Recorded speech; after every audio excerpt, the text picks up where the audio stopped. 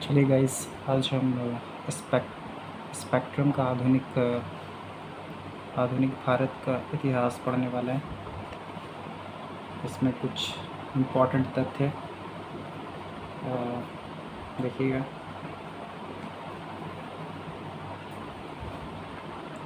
चंपारण सत्याग्रह से स्टार्ट करते हैं, जिसमें गांधी जी की प्रमुख कुछ मुख्य भूमिका थी।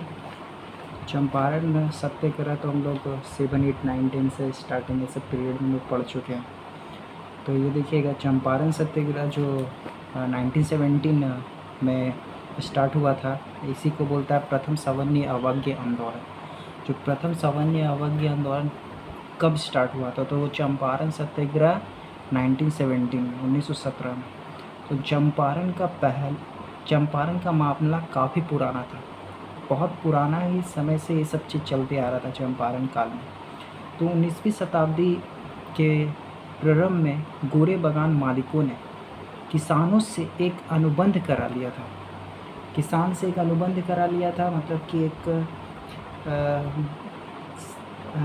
शर्त रख के वो लोगों को काम पे जारी रखा था कि मतलब जिसके अंतर्गत कि किसान को अपनी भूमि का 3/20वें हिस्से में नील की खेती करना अनिवार्य हो, तथा वह व्यवस्था, इसी व्यवस्था को 3 कठिया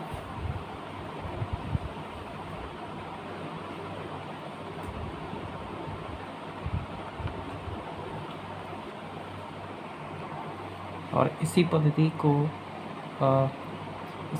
3 कटिया पद्धति के नाम से जाना जाता है। तो 19वीं सदी के अंत में जर्मनी में रासायनिक रंगों या डाई का विकास हो गया था, जिसने नील को बाजार से बाहर खदेड़ दिया। जो नील का जो खेती करता था किसान सब, तो उस समय वो बंद कर दिया, मतलब बंद के ही कगार पर था। चंपारण के बागान मालिक नील की खेती बंद करने को विवश हो गए। किसान भी मजबूरन नील की खेती से छुटकारा पाना चाहते थे, किंतु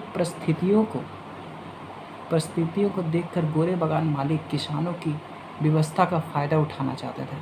उन्होंने दूसरे फसलों की खेती करने के लिए किसानों का अनुबंध से मुक्त करने की एवज में लगान व अन्य करों की दरों में अत्यधिक वृद्धि कर दी। इसके अतिरिक्त उन्होंने अपने द्वारा तय की गई दरों पर किसानों को अपने उत्पाद बेचने के लिए बाध्य किया। चंपारण से जुड़े एक प्रमुख आंदोलनकारी राजकुमार शुक्ल ने, देखिएगा इम्पोर्टेंट पॉइंट है, राजकुमार शुक्ल ने गांधी जी को चंपारण बुलाने का फैसला किया। फलतः गांधी जी राजेंद्र प्रसाद, ब्रिज किशोर, मजहर उल हक, महादेव देसाई, नरहरि पारिक तथा जेबी कृपलानी के सहयोग से मामले की जांच करने चंपारण पहुंचे।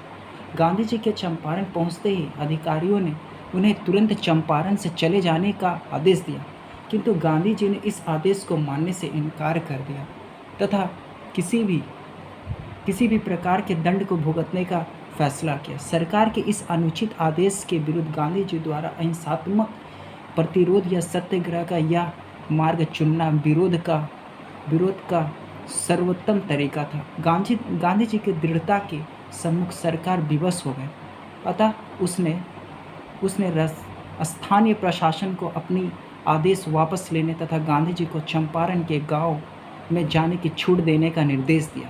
इस बीच सरकार ने सारे मामले की जांच करने के लिए एक आयोग का गठन किया तथा गांधी जी को इसका सदस्य बनाया गया।